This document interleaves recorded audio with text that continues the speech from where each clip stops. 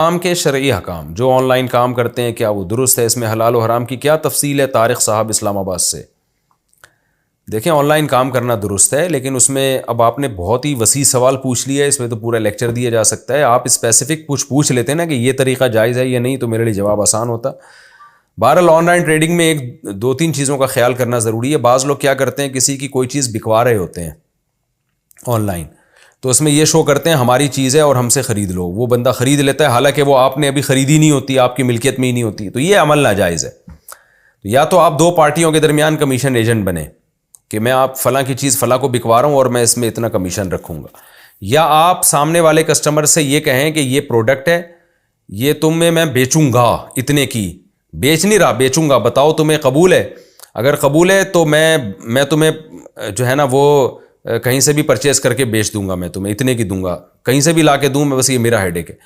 پھر وہ اوکے کر دے تو آپ وہ چیز مارکیٹ سے اٹھائیں اور اپنے قبضے میں لیں۔ قبضے کا مطلب یا تو خود اپنے قبضے میں لیں یا اپنا کوئی نمائندہ بھیجیں، وہ اپنے قبضے میں لائے گا، تو اس کا آپ کا جب قبضہ ہو جائے گا پھر آپ اس کو بولیں ہاں بھائی خریدنی ہے تو یہ لو جی میں آپ کے گھر میں پہنچا رہا ہوں۔ یہ اس طرح سے تو جائز ہے۔ یہ دو طریقے ہیں آن لائن خرید و فروخت کے، ان میں سے کسی کو اختیار کر سکتے ہیں۔ باقی اسپیسیفک کوئی خاص چیز پوچھنی ہے تو اس کے بارے میں پوچھیں تو میں بتاؤں گا۔ کرپٹو کرنسی سے نفع کمانا، کرپٹو کرنسی لے کر رکھنا اور بعد میں اس پر نفع حاصل کرنا کیسا ہے؟ محمد سرور ثوابی سے۔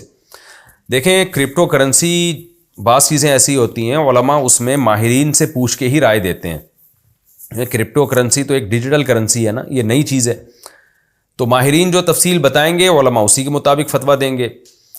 میرے پاس جتنے ماہرین تھے، ڈاکٹر ذیشان صاحب جن کا میں نے انٹرویو انہوں نے میرا لیا تھا، یا پتہ نہیں میں نے ان کا انٹرویو لیا تھا، یا دونوں نے ایک دوسرے کا انٹرویو لیا تھا، واللہ عالم۔ ان کی رائے یہ تھی، انہوں نے جو ہمیں ڈیٹیل بتائی تھی اس کے حساب سے جائز لگ رہا تھا ہمیں، تو ہم نے فتویٰ دیا جائز ہے۔ لیکن ایک اور بڑے عالم ہیں، عالم سے میری مراد کرپٹو کرنسی کے ماہر، جو میرے پاس ان کا نمبر بھی ہے، میں نام بھی لے لیتا ہوں، تھوڑا سا آپ لوگ ویٹ کریں۔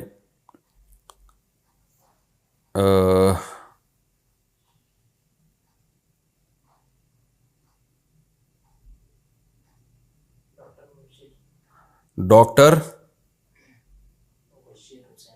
مبشر، ڈاکٹر مبشر صاحب ہوتے ہیں، یہ ہیں یورپ میں، شاید اٹلی میں تھے یا جرمنی میں، مجھے ابھی یاد نہیں، میری ان سے بہت ڈیٹیل سے بات ہوئی تھی۔ ڈاکٹر مبشر حسین رحمانی، ان سے کافی ڈیٹیل میں میری بات ہوئی ہے۔ ان کو، یہ خود ڈاکٹر ہیں، کرپٹو کرنسی کے بہت ماہر ہیں، ان کا کہنا یہ تھا کہ یہ جائز نہیں ہے، یعنی جو ان کی رائے تھی نا، ظاہر ہے جائز ناجائز کا فیصلہ تو مفتیان کرام ہی کریں گے، لیکن جو یہ ڈیٹیل بتا رہے تھے اس کے حساب سے کرپٹو کرنسی کا جواز نہیں بنتا۔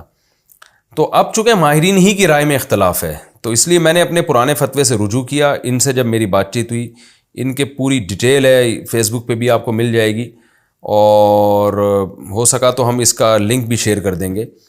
تو اس لیے میں نے پھر اس میں توقف کر لیا ہے، بھائی جو میں نے جواز کا فتویٰ دیا تھا میں اس سے رجوع کرتا ہوں، میں ناجائز نہیں کہہ رہا، کیونکہ ایسا نہ ہو کہ کل پھر کوئی ڈاکٹر صاحب کہیں کہ یہ اس کی ڈیٹیل ہی بدل دیں۔ مفتی کے سامنے جو دو تفصیل آئے گی، مفتی اس تفصیل کے مطابق جواب دے گا نا۔ اب ایک ڈاکٹر الگ تفصیل بتا رہے ہیں، دوسرے ڈاکٹر الگ ڈیٹیل بتا رہے ہیں، تو پھر مفتی بیچارہ کنفیوز ہو رہا ہے۔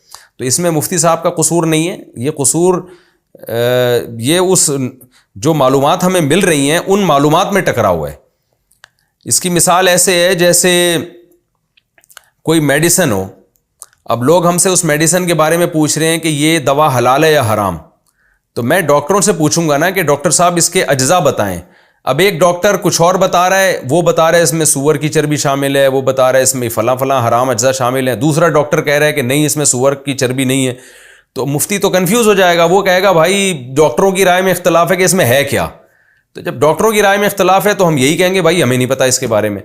تو اس لیے ماہرین علماء بھی اس بارے میں زیادہ تر نے توقف کیا ہوا ہے، کیونکہ خود جو ماہرین ہیں، جو کرپٹو کرنسی کے ماہرین ہیں، انہی کی رائے میں اختلاف ہو رہا ہے۔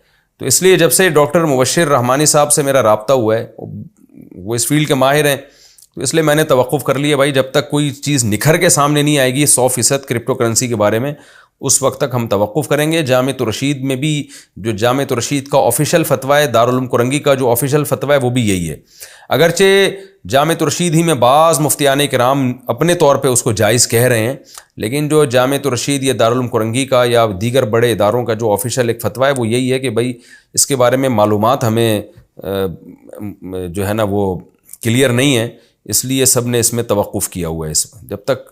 اور دیکھیں الحلال ابین والحرام ابین، حدیث میں آتا ہے حلال بھی واضح حرام بھی واضح، اور کچھ چیزیں مشتبہات میں ہیں، تو بہتر یہی ہے کہ جب تک 100% اس کے جائز ہونے کا یقین نہیں ہوتا، مشتبہات میں تو ہے، بہرحال مشتبہات سے بچنا ہی بہرحال